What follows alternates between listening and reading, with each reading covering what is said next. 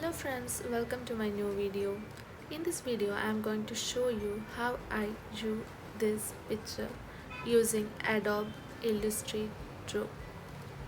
Before getting into the video, if you like my drawings, if you like my content, please do subscribe. So now let's get into the video. First of all, I add outline.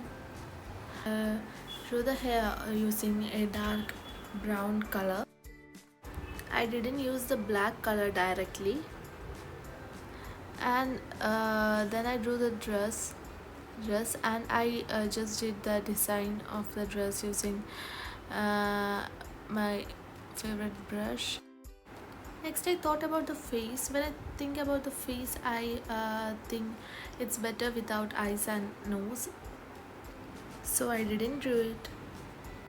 And finally, I did the background of the picture using blue color and it went like this. Also, I had some highlights using pure white brush, so it gets a ordinary touch.